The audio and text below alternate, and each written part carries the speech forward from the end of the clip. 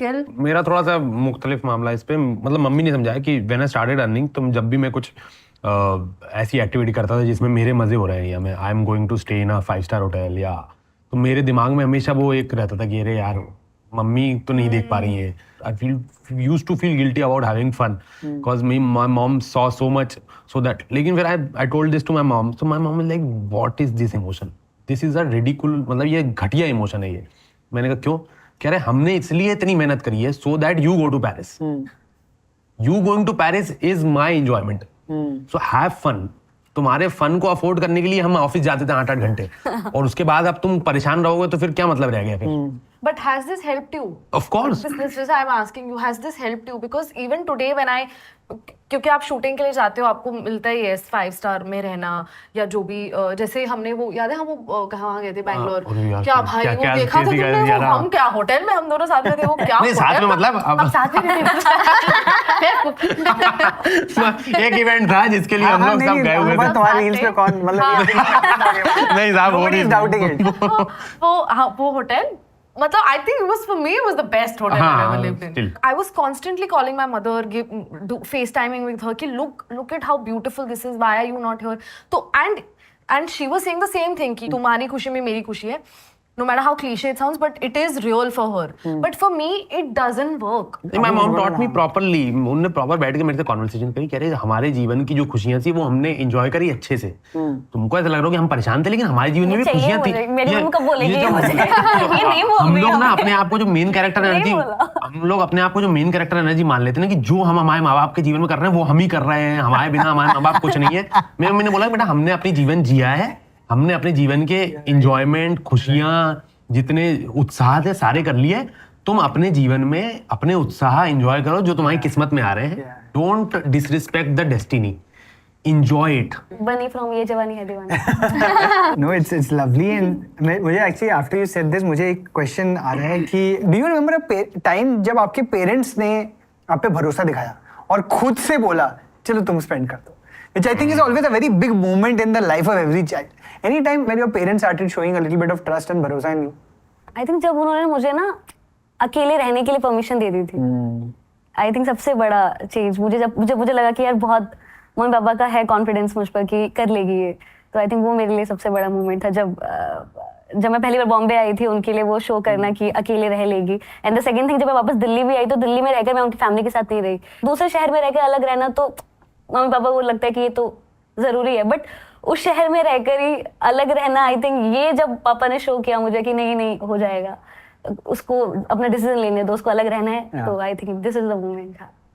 मेरे लिए तो तब था जब, बिकॉज हमेशा से मम्मी फाइनेंसेस हैंडल करती थी, तो जब मुझे करने का वो दिया कि ओके तुम करो, तुम मुझे समझाओ, you tell me where the money is coming from, where it's going. I think that trust that she showed in me कि okay now she is mature enough to understand कि okay she can handle her own finances, वो आ गया था मेरे अंदर. आप बताओ. This year I took them like to the United States of America and they were like extremely happy, they enjoyed it. I was like just live to the fullest. I just told my parents that don't think about anything, don't have that pressure of anything, just like enjoy. I think till date dad will still put up that one statement कि why you are spending, let me spend, but eventually he understood. Like right now also कुछ भी होता है ना, for example like if he's paying for something he'll message me on WhatsApp कि I have given 100 rupees to this, 200 rupees to mom. I get so irritated, like as if I'm his client or something. He's updating me, like Unrelatable. मेरी mummy तो 2 लाख रुपए भेज दो. क्यों? तुमसे मतलब? अरे बात हो गई भाई, ये कैसी बात हुई यार.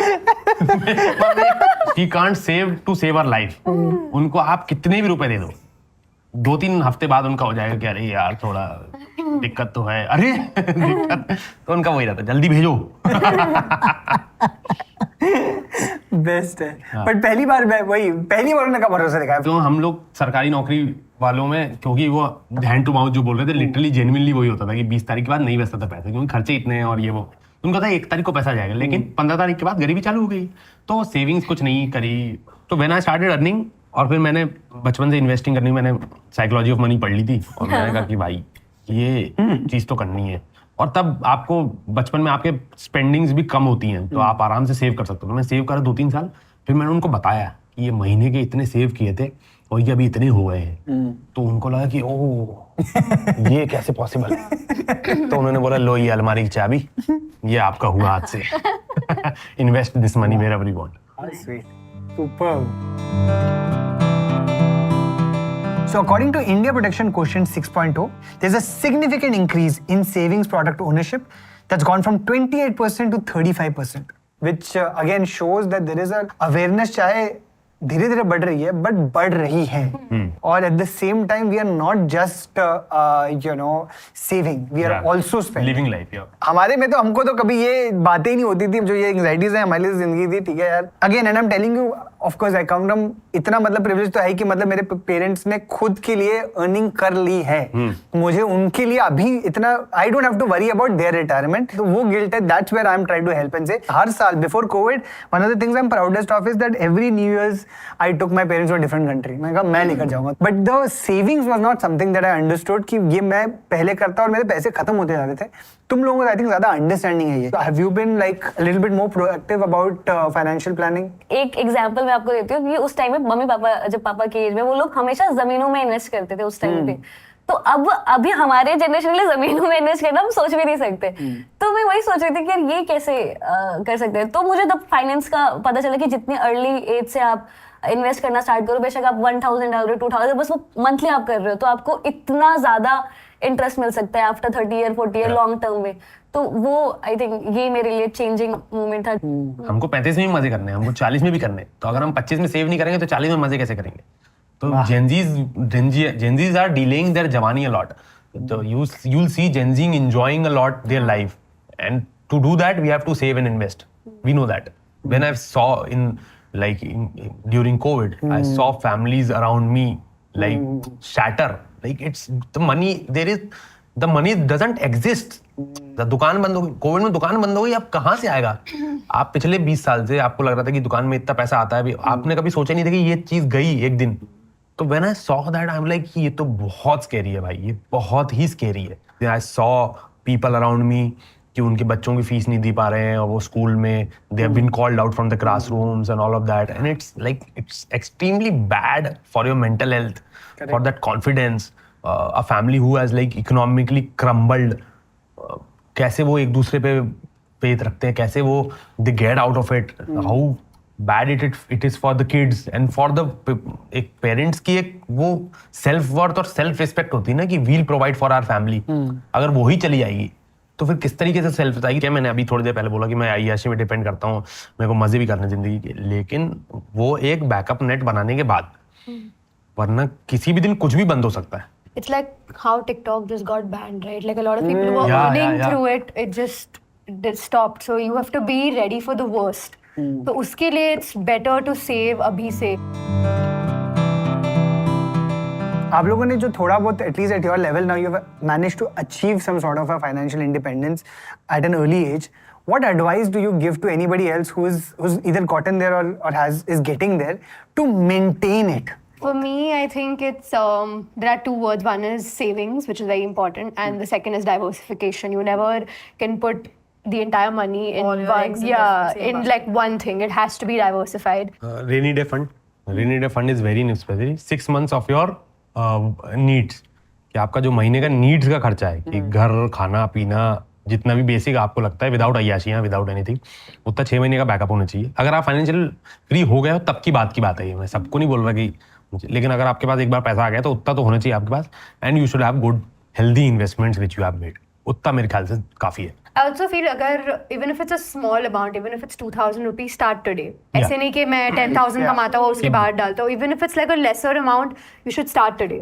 मैंने जो अपनी लाइफ एक्सपीरियंस सीखा है कि जितना हो सके उस पे एजुकेशन पे आप इन्वेस्ट करो, और खासकर मतलब मैं उनकी बात कर रही हूँ जो बिल्कुल ही मिडिल क्लास फैमिली से आते हैं। उनको ऐसा लगता है कि यार कुछ ऐसा कर लो कि जिससे जल्दी प्लेसमेंट अच्छी हो जाए या कुछ ऐसा हो जाए, बट लॉन्ग टर्म एजुकेशन में मुझे पता है बहुत टाइम लगेगा उसको अचीव करने में। बट क्योंकि मैंने तो बहुत जल्दी अर्ली एज से आई थिंक, क्योंकि वो फाइनेंशियली इंडिपेंडेंट होने के लिए सोशल मीडिया की हेल्प ली, क्योंकि वहाँ से जल्दी वैलिडेशन मुझे मिल गया, जल्दी से रिकॉग्निशन मिल गया, फिर एक अर्निंग सोर्स क्रिएट हो गया। एंड उसके चक्कर में मैंने अपनी पढ़ाई पे मतलब फोकस नहीं हो पाया। एक्चुअली मैंने अपने सोशल मीडिया से पैसे इकट्ठे किए क्योंकि मैं अपनी पढ़ाई आगे की मैं अपने स्टडीज पे मैं खर्च कर सकूं। बहुत अच्छी बात है। I think like to be able to focus on a skill building, you know, and वो तो मुझे लगता है पूरी जिंदगी करना चाहिए आपने।